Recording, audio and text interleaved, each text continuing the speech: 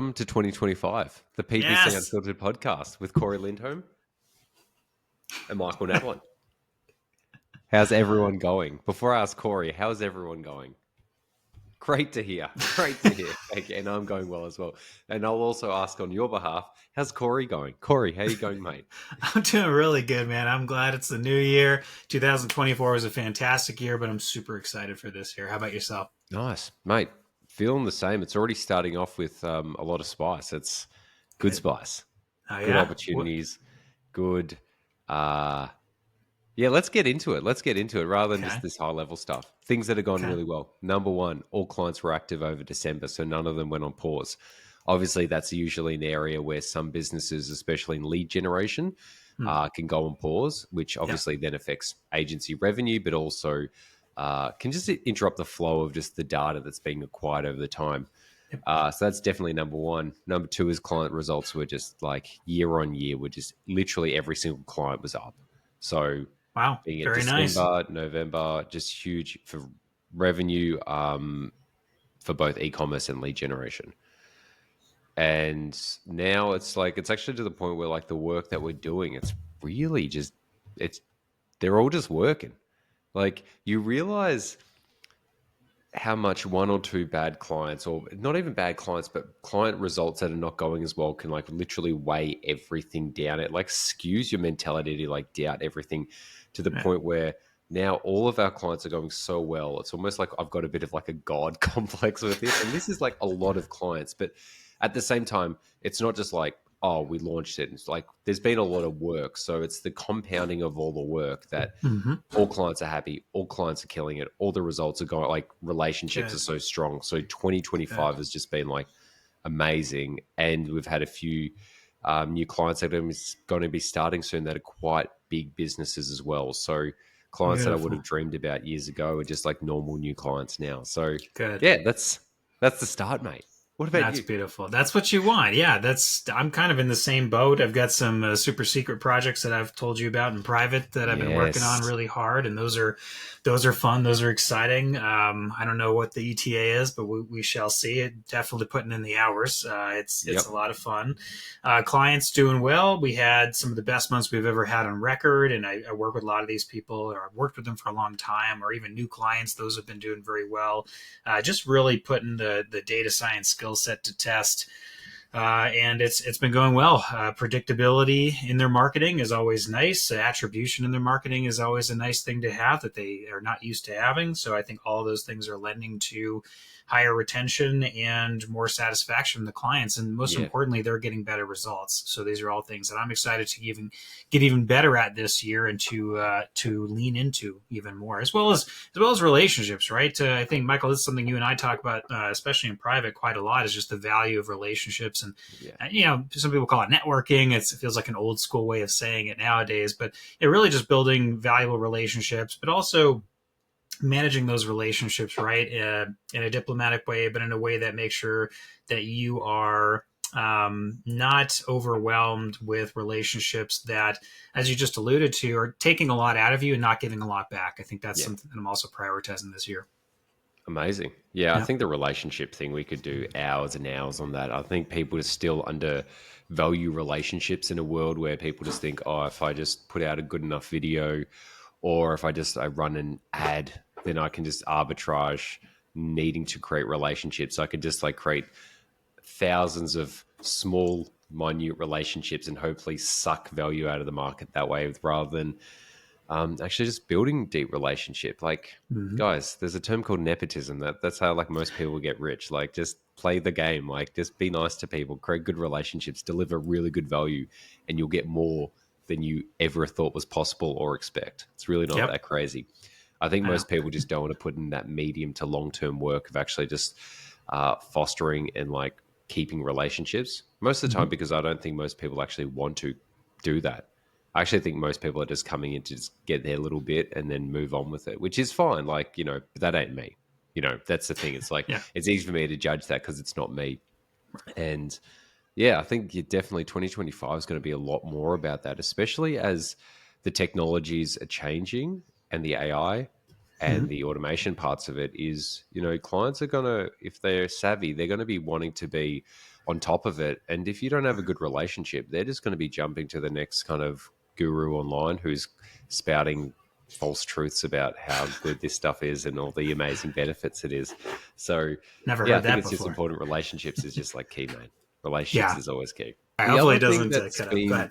Mhm. the other thing that's been really already transformational this year is like a lot of people who are watching this, they're going to be specialists realistically and Mhm. solo people, which I was for a lot of years, but now I've got a team around me. And, it doesn't take, it's not an overnight thing to onboard a team. I don't care about how many automations you have and SOPs and Yep. automated SOPs and AI tools. It does take years to get people up to speed to be not only at the same technical level as you, but also to think the same way you think, especially if you're leading the company or leading the clients and that's working. Like the way we operate is based on my initial thinking patterns, which works. But now, after about one team members at 2 years and another one, my executive assistants at about 8 months now, it is game changing. Like I never was like, oh, they should have been up to here at this point. I just was always like, everyone's getting better each day. But now it's at the point where they're so good that they're taking work off my plate, but not only taking work off my plate, they're proactively taking it off my plate before I'm even aware that it's there. So an email will come in and Very my nice. assistant will deal with it or give it to someone else. So then by the time I'm aware of it, it's already been actioned. It just needs my final approval. And I think that's something people should really look out for. I know, Cory, you go solo because of like you've run a team before, and like sometimes it's got to be the right people at the right time for Oh yeah. you, and also just giving them enough time. Like I think a lot of people expect it to be faster than it is. Like treat it like it's going to take 3 times as long, and then you won't be disappointed, and you'll actually get a better outcome because you're not putting unrealistic stress onto people that doesn't need to be there. Absolutely. Yeah. Look, you can't duplicate the mindset of the CEO or the founders, right? It just doesn't happen overnight. And every new employee, they need time to acclimate to that new system, that new Yeah, way of thinking and approaching things. I've been a part of either in-house or consulting with a lot of different agencies that have different methods, right? Some of them are very templated. It's like, here's exactly how you build a search campaign, use only these match types, never use this. Here's our list of negative keywords that we apply to every account, etc. And it's very standardized. And that works for some people. Some people's mindset is like, okay, I'm okay with that. Other people want that autonomy, that creative flexibility to say, like, you know what? Here's how we usually do it. Here's our general methods. Our CEO or founder, he kind of established these, but we're also game for you to bring your own innovation, yeah. your own ideation to these processes. If you feel like this isn't appropriate for a given client's objectives, go for it. You do what you think is best. I think for most people, Michael, tell me if I'm lying, that's what they're looking for, right? Yeah.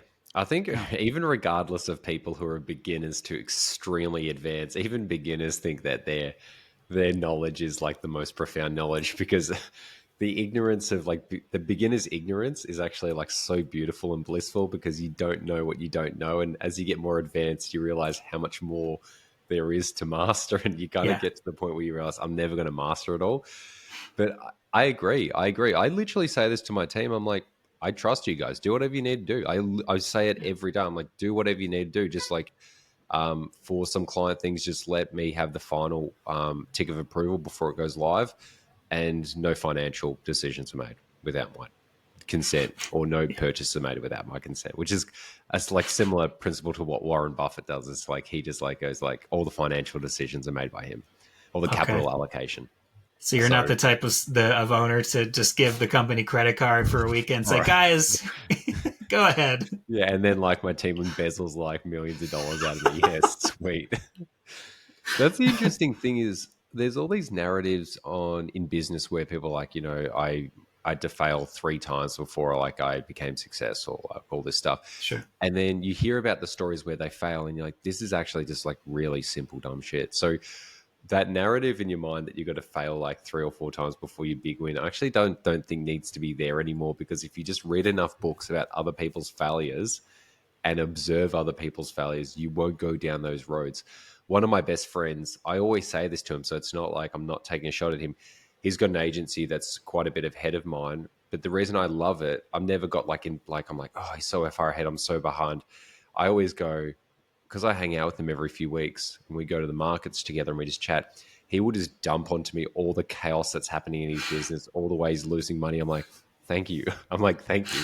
Because then all I got to do is like mentally put like a framework in my mind not to do that. So I've always been able to constantly grow because I've got all these other people ahead of me transparently showing me where all the like the failures are. So where they're spending hundreds of thousands of dollars and losing it, or like team member failures and all this stuff, I just get to garner that as well. So going back to the money thing, no, because I'm not going to let people spend money that I don't have final say over. That's fair. That's fair. Awesome. All right, Michael, was there anything in the news that came up that you thought was particularly interesting? I thought there was a few things. I'm going to pull up. Mate, I'm actually just going to ask you something. Sure. And it's just going to be really simple. I mean, I know we can rant about it, but it's just really just like, we're starting the year off. There's a lot of things changing. Yeah. The results I've seen over the last few months with clients has been the best ever, but we didn't do anything complicated. We actually simplified a lot of the work, the strategies, and just really aligned even further with the client. So I want to know just quickly, top of mind stuff, 2025 predictions in terms of Google Ads, advertising, AI, client relationships, the whole enchilada, because it all is like this kind of sphere that we work in. Yeah. What are your thoughts? Just top of mind things that are going to be changing or going to be important? I would say, again, this is not totally prepared for it, but I would say, we've been talking a lot in the industry the last couple of years about attribution and proper measurement. And I don't mean conversion tracking. I think even though there's a lot of accounts out there that still don't have accurate conversion tracking, et cetera, in the PPC space, I mean more measurement in terms of attribution and incrementality. I think that is going to be one of the most, if not the most important marketing skills that you could improve upon this year as someone that does online marketing. And even if you're just a C-level executive and you are looking at improving your skill set across the marketing landscape, I'm personally focused on that quite a lot. That's one big thing that started changing for me near the end of last year, is putting in place more robust tool sets and methods to actually really truly track incrementality for my accounts and the campaigns that are inside of those accounts. So I'd say for me, there's a lot of different things on my mind, but I think that's the most prominent one, is attribution incrementality measurement. Now, incrementality is in over time the increment of sales growth, profitability. Oh, okay. So essentially, when we're talking about incrementality, and the way I'm talking about it is more measuring whether something that was done, in this case, like a marketing effort, was truly influenced by, like the outcome was truly influenced by that marketing effort, or would the results, otherwise the results would have happened anyway, right? So incrementality saying this thing that we did actually made a difference. It wouldn't have happened if we hadn't have done this thing. Okay. That's what I mean. Yeah. Now, do you tend to look at that because you run the Google Ads account from the Google Ads perspective, or would you look at other marketing efforts done by the company, being at a promotion or a product launch or some other type of thing? Yeah, well, let's get into the weeds a little bit. Yeah, because I think this is because it is such an important topic. I mean, honestly, I could spend hours talking about this. Yeah, when I ask you the question, top of mind, quick thing, like just bump it out, and then I'm going, tell me more. Let's go. Totally fine. Well, honestly, it's very top of mind for me anyway. So, I've been doing more and more research on it, building the tools for it. So it's not too hard to get into for me personally. And it's pretty exciting, like I said. So I think you do need to, a big part of measuring incrementality is to look at external factors. Michael and I talk about this and stress this all the time, that if you're just looking at pre and post some event or some change, rather, you have to be considering seasonality, pricing changes, inventory, et cetera. So you don't want to be looking at things in a vacuum. I think that does happen way too often in this space. Cool. Yeah. Mate. Yeah, I think this year, I'm not going, now it's my turn to say it, to loop back to yours because we're having a conversation here.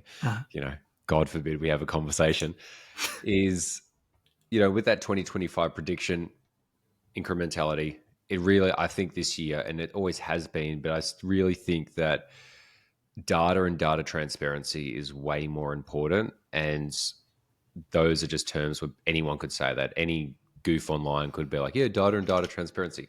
But what does that actually mean? I actually think data, actually having the data, like just Mm-hmm. realizing that data is key, and it's not just the data in the ad account. It's probably more a lot of offline data now, because the data that you've had in the account for the amount of time you've had it for is probably not going to change that much. You got your clicks, your impressions, all these other wonderful metrics that Google is actually very generous to give it, because before Google, there was no other way to actually measure a lot of marketing and advertising data in terms of like even just impression and impression share.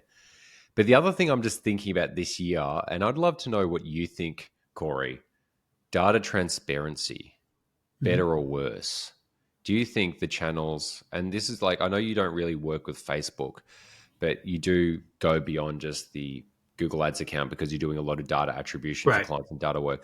Do Yep. you think the data transparency is going to get better or worse across platforms or in general? I think we're seeing that the trend is that it gets less transparent. Yeah, It's being sold to us that is in our best benefit, at least the lowest common denominator advertiser. It's in their yeah. best benefit to not be overwhelmed with data that they then make mistakes in terms of account management. But I think But you we can't are make going. mistakes with data you don't even look at and touch. Yeah. I know. I know you're playing like you're playing the narrative of what the advertising channels say. Mm.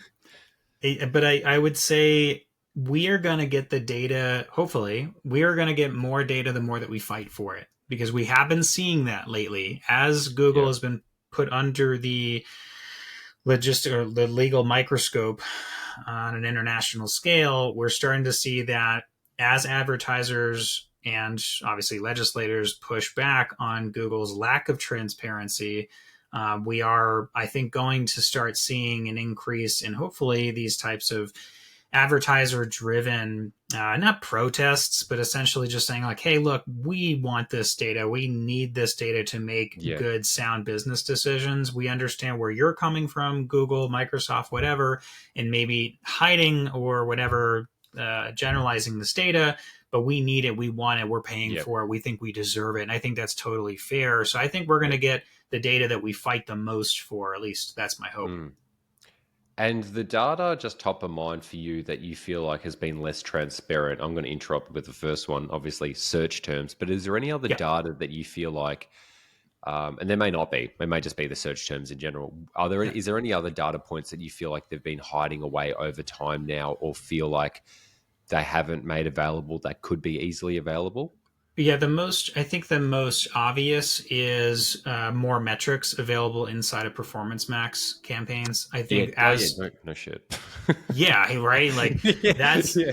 it's the most in your face where it's like, well, Yeah. how much did we spend on this segment? So, it's, Yep. if you're going to push this product that is called Performance Max so heavily, Yep. you've got to give us more reasons to take, in their words, take advantage of it, right? If it's Yeah. such an opportunity, prove that to me with the data. Don't hide the data for me to make that decision. Yeah. Did you hear what they actually call it internally?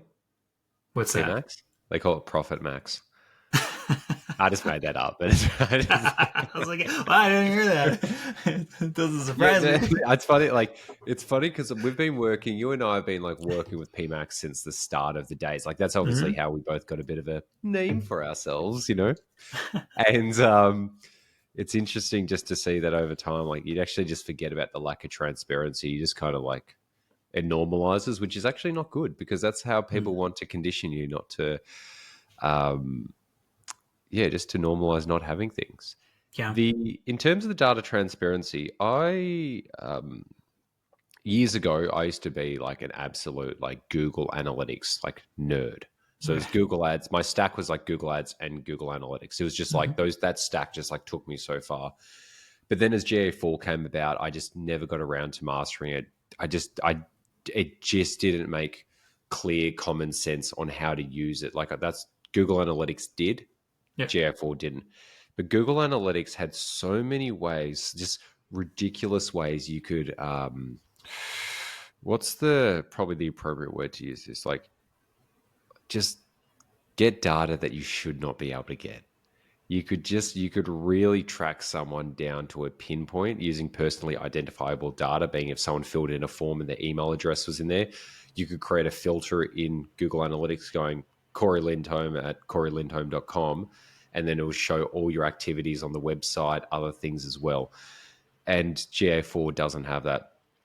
But as of recent times, I've been able to do some quite questionable advertising things with even just simply UTMs. I don't think people realize how powerful UTMs are, especially when they're going to a landing page. So you've shared with me, Cory, in the past, that guy's script where you can push the keywords into the, or the dynamic keywords into the UTM, but it's the same with Meta. Meta has it.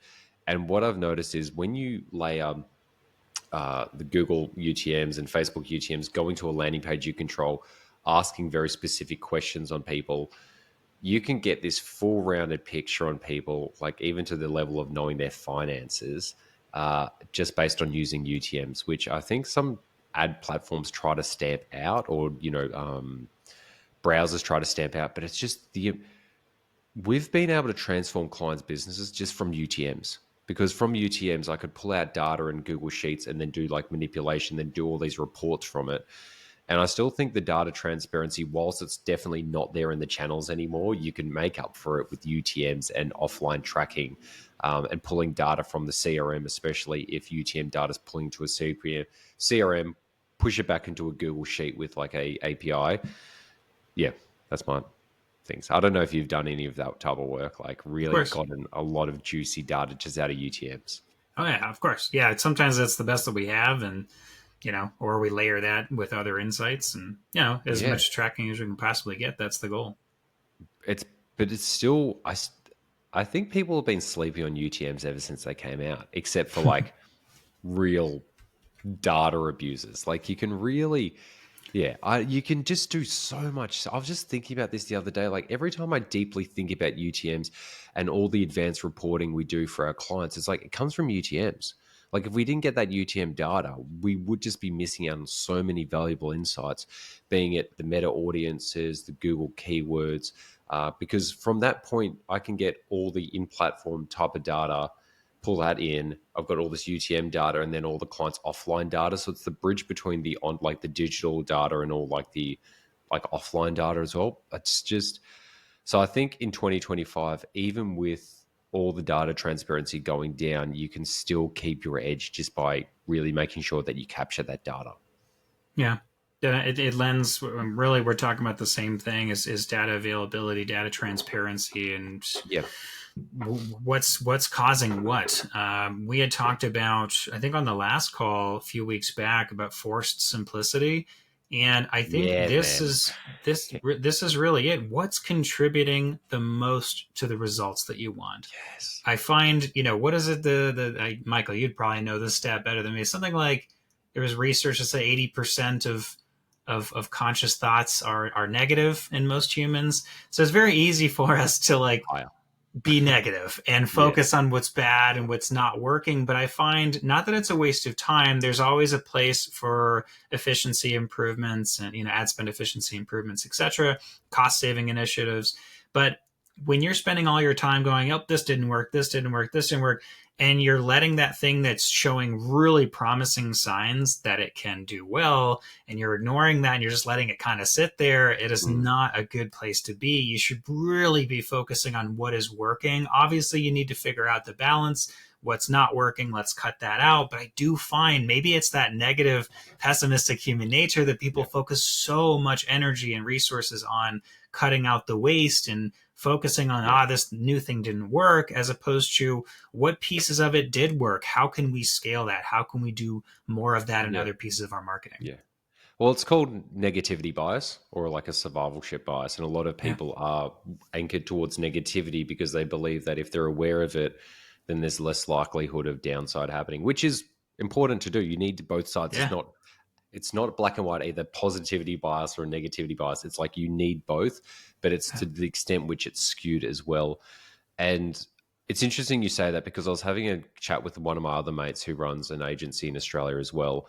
And we're just talking about just the change in Google Ads. And then he was telling me about these strategies he does and beyond just the Google Ads account. It was just so interesting what he was saying. But I was like, that's not going to work for my clients because a lot of my clients are this type of client. And the other thing we're talking about is like, how do you know there's these people who are like, I don't know, they're in like Serbia or something, and they're these Google Ads like nerds who are like, oh, I need to push up the cost per click by 1 cent, and then the impression share will go up like by 0.5. And like these people who go so deep in the account, I think they're the ones who are really going to be left behind now because they're too focused on that negativity. Like they already are being left behind, by the way. But it's like these people who are so focused on like getting rid of all the waste, never having a bad keyword, never having anything. It really doesn't allow any room for the account to breathe. Or once again, for you just to focus on what is working and just do more of that. And the reality of what actually works, it's not the account, it's the client relationship and the focus on what their goals are and how you're moving towards those goals and not focusing on these little things in ad accounts that hold you back. That assumes, though, from your own echo chamber, right, that you know what you're doing and you can do a good job Well, from that's the the tool thing. standpoint, Expertise, right? it's you got to have the baseline of expertise, Yeah. but that should be with any field. Like Mm-hmm. I'm not writing this content for I'm just sharing my opinion on where I'm at right now, not giving Right. my younger self advice. If I was 5 years ago, what advice would I give myself? No, none of that crap. Yeah. Nice. So what are we going to talk about now? Oh, you're hard cut off. That's it. That's all you have to say No, I about just went that. silent. I was like, I've got nothing else to say right now. Okay, I thought you had more coming. No, I think it's all relevant. It's all relevant what we're talking about, and I think at the end of the day, yeah, relationships are always going to be really important once you have the skill set. But I agree that there is something that's not talked about enough is optimization, over optimizing your accounts, Facebook, Google, email Yeah. marketing, whatever, where you are shooting yourself in the foot by over optimizing. I do tend to find, though, this is people who are not very good at analytics and Yeah. data analysis. They are just, it's all reactionary. It's all knee jerk reactions. It's like, oh no, everything went down because I made that change. Let's just bring it back to where it was. And this type of emotional behavior it's not based in logic. It's not based on enough data, I should say. It might be based on a little bit of data, but not enough Yeah. data. And they don't know what the difference is. They don't even know how to measure that. So I do find that it's very natural for people to behave that way with online marketing or just marketing in general, really. But yeah, I think that's something that should be talked about more is, Yeah. you need to avoid over optimizing. There is a benefit sometimes to just waiting and letting it be bad for a little bit, because again, these are machine learning algorithms. They are learning, they are figuring out what works, what doesn't work, and it's Yeah. not always going to work out, and sometimes it's really bad and then it's really good. And Yeah. these are all examples of Yeah. something that is learning. It's going through a journey.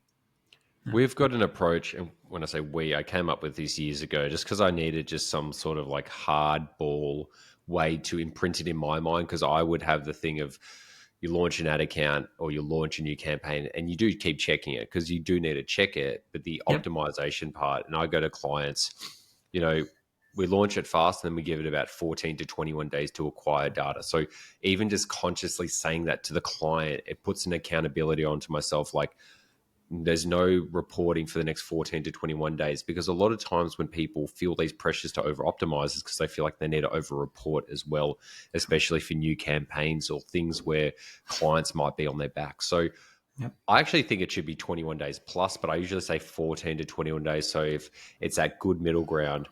And also the time of learning depends on the quality of the data going in, being it the keywords or the audiences, and then also the amount of budget spent and the keyword, like how much data you can acquire in that window as well. But in that time, like I actually think the word over optimize is definitely that happens. I actually think you can micro optimize, like when you launch a new campaign, just to like go in and just go have a look at the search terms maybe for the first 3 days, just to make sure no cooked search terms are coming in. Because sometimes when people hear, oh, don't over optimize, they're just like, okay, I'll set and forget it. It's like, no, Yeah, like yeah, you yeah. still got to like That's not what check we in on mean. that stuff. And the main Yeah. things that would be like, look at the search terms for the first few days, because it's like a bamboo tree. You're just wanting to trim Yeah. it down so it's like this beautiful, like so you know the search terms you're getting are only going to grow beautifully up like that, rather than just like chaotically everywhere, and then just checking other basic metrics. But you're right, the over optimization, it's wild. It's wild. It's funny. I find myself getting this emotional reaction to timelines because, in terms of expectations that we give clients as agencies, and it's because after doing this for so long and being so data driven, um, I realize that most of the time it's very ridiculous what we're actually trying to do. We're trying to create I certainty in know. an uncertain environment. I know. And so it For a kind of pretty cracks good me up. price as well. Yeah. But But like, that's you're what's, like, I want to be making millions of dollars, and here's like 10 grand to you, and you're like, wow, that's a lot of money for like a very clear data driven upside way. And yeah, sorry, go on. it's just that it's funny to me. I find that it's funny because as agencies, we have been pushed backed into this corner via client management and client relationships to create these sort of false promises and expectations of certainty of 14 to 21 days, we like to give it 6 to 8 weeks, and it's like it's also ridiculous, guys, I to be know. honest with you. I hear this so much, and I get this from very anxious clients or very anxious consulting clients, whatever, that they're looking for this, like, this certainty again in a very uncertain environment. Sometimes it's going to do well in 7 days. Sometimes it's going to do well in 6 days or 8 days or Yeah. 22 days, not 21. Magic, right? It's Yeah. not magic. It's just there's a lot that is involved in the data that you're looking at. It is not as simple as we turned on target return on ad spend, we set it to 300%, and we did this thing, and then that's all that happened. Nope, other things happened. Inventory changed. The buying behavior changed. Something in the marketplace Yeah. changed. Your competitor changed their pricing or their prominence in the ad auctions. It is never as simple as that. Therefore, to be able to say these things like 14 to 21 days, and Michael, this is not disrespect to any agencies to do No, it. I have to do it. You have to do it. We have to do it. That's what I'm saying. because you can't That's just what go, stuff. I don't know.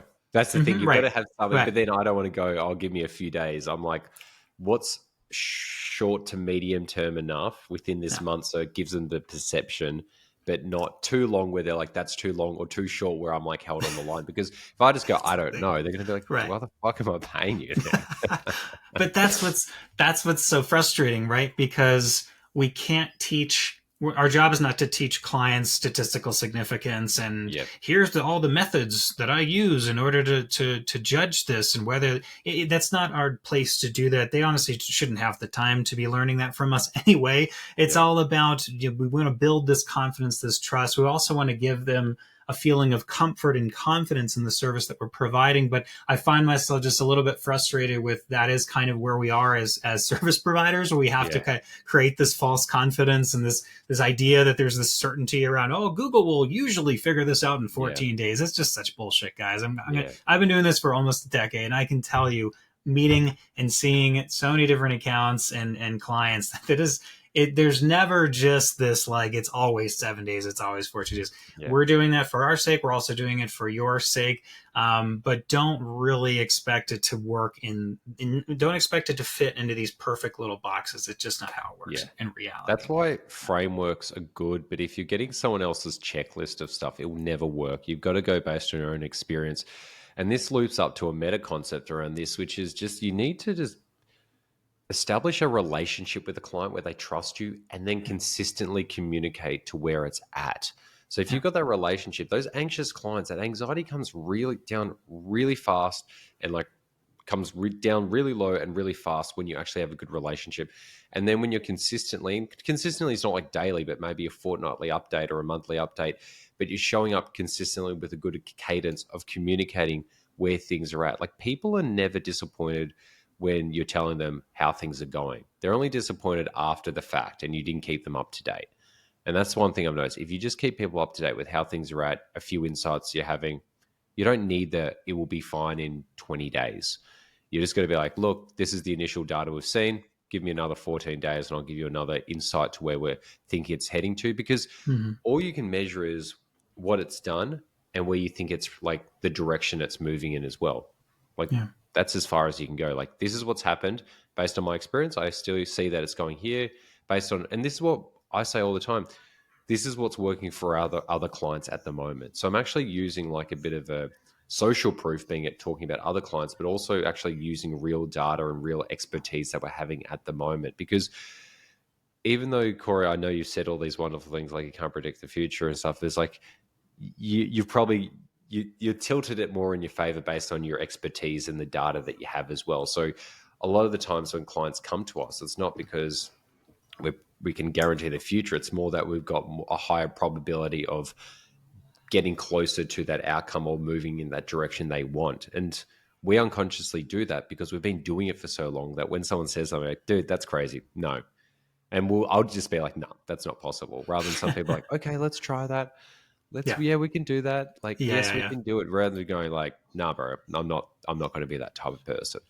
That's Yeah. why like I don't work with we don't actually have any clients at the moment are doing like B2C lead generation, because I'm like, for a lot of B2C products, they're not that, there's not much revenue that can be generated from it, and the profitability is low. And with the ad rising, costs rising, and most people not rising their product costs, like this for service-based business, I'm just like, I'm not willing to take it on, so I have to explain it. Like, I prefer to get one lead. Like the other day, I got a text from a client who's like, we just got an $8 million client.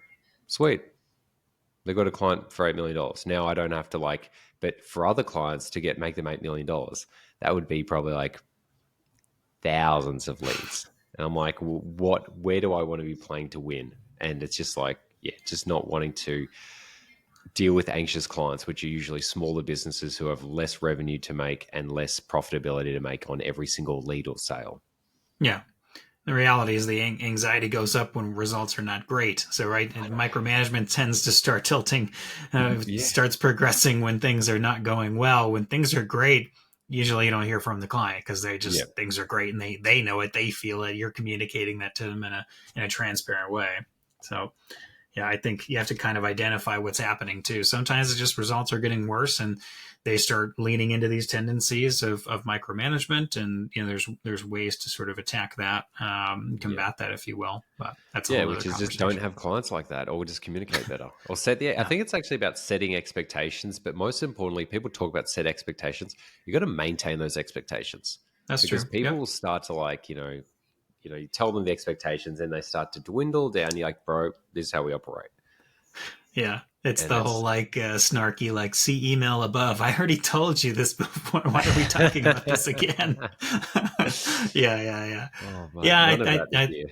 I try not to. Yeah, it's hard not to judge, and because I don't want to get personal with clients in that way, because it's really not our place to do any of that. We want to maintain a valuable business relationship and a diplomatic business relationship, but at the same time, there is a professionalism that has to be consistent from both parties, and expectations are going to be given. Sometimes they're ignored.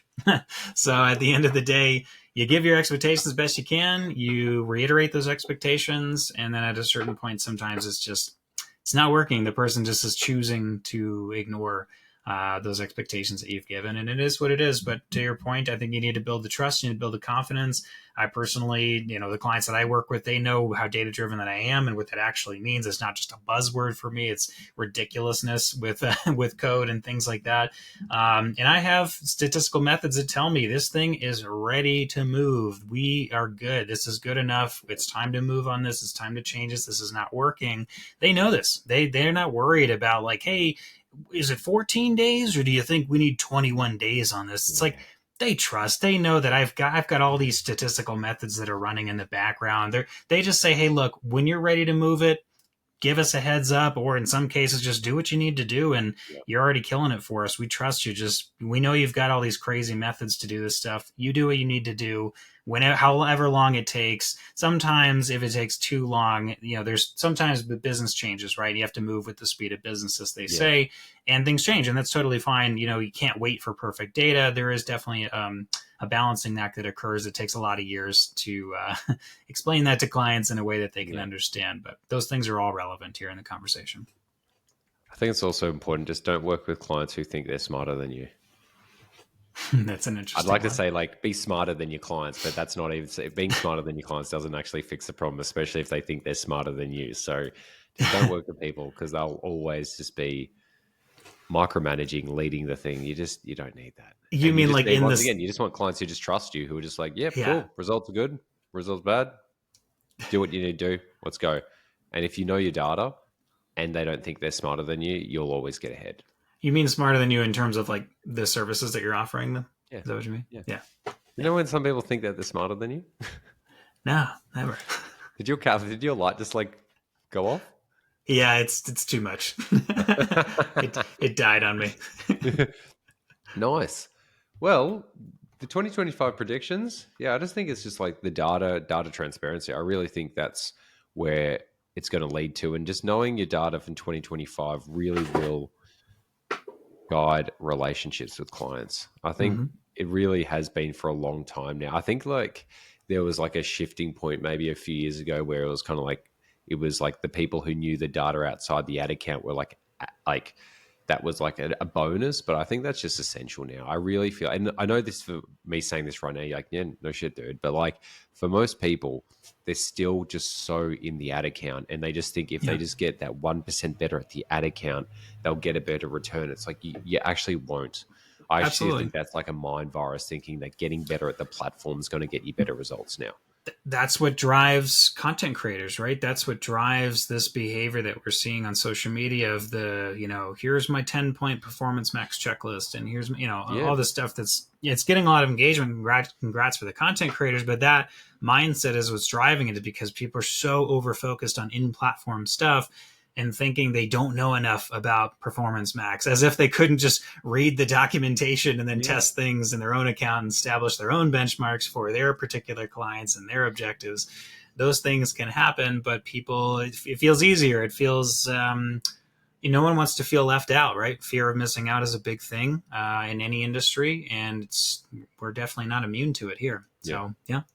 I definitely don't get FOMO anymore with any of this stuff because I've just, after all these years, I'm just like, I'm not missing out on anything. I'm actually just missing out on like mind viruses or stupid ideas that are going to make my clients' accounts worse. My only thoughts now, I'm like, how do I force that simplicity?